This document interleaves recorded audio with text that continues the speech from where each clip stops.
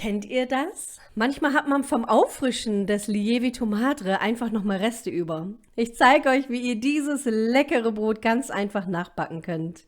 Hallo, hier ist Emma, Emma Magians. Heute heißt es wieder Hefewasser für alle, alles, was dein Gebäck begehrt. Wir fangen direkt wieder mit dem Teig an. Ich habe hier mein Lievito Madre. Und da ist es ja manchmal so, wenn man es herstellt, neu oder auch so zwischendurch beim Auffrischen, da sind Reste. Dieses Rezept ist perfekt dafür. Ich habe hier in meiner Schüssel 400 Gramm Mehl, in meinem Fall jetzt Weizen, und gebe 100 Gramm Vollkornmehl hinzu, in diesem Fall Dinkelvollkornmehl.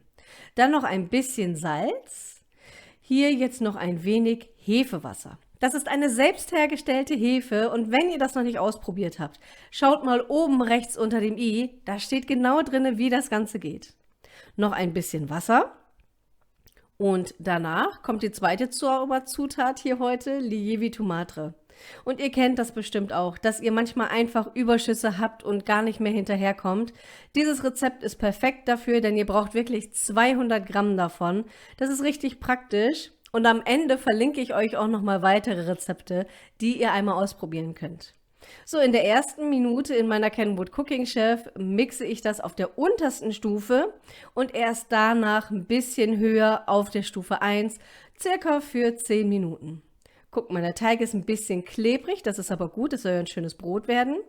Deckel drauf und ich lasse es jetzt stehen, bis es sich verdoppelt hat. So, und die Zwischenzeit nutze ich. Ich habe hier ein Backpapier, knülle das zusammen und dann halte ich das unter Wasser, so dass es schön nass wird.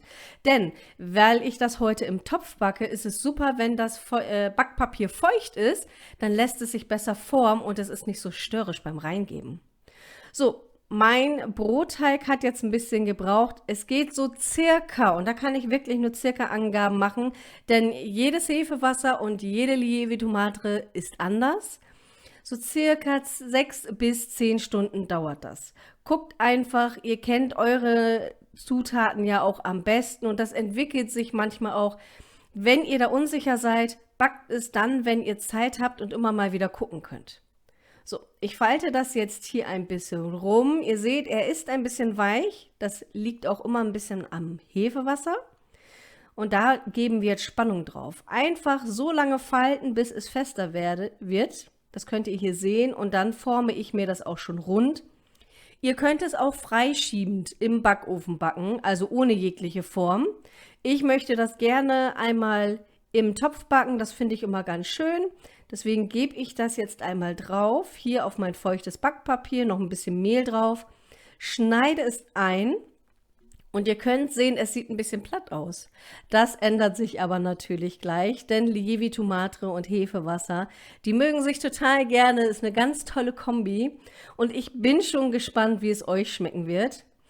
Und hier habe ich den heißen Topf. Den habe ich erstmal bei 250 Grad Ober- und Unterhitze vorgeheizt.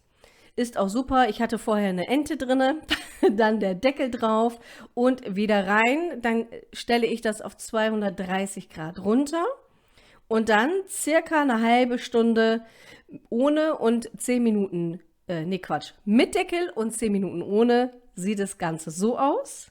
Richtig schön geworden. Ich lasse es dann ohne Backpapier auf dem Gitter abkühlen. Und am nächsten Morgen hatten wir ein schönes Brot zum Frühstück. Das sieht echt lecker aus und das war es auch tatsächlich.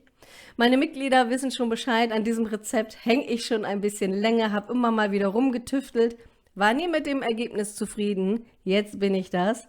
Wenn ihr wissen wollt, wie das mit der Mitgliedschaft ist, damit ihr auch ein bisschen mehr über die Hintergründe bei mir erfahrt, dann schaut mal unten unter diesem Video, da ist das Rezept natürlich auch nochmal verlinkt und zum Schluss blende ich euch das auch nochmal ein.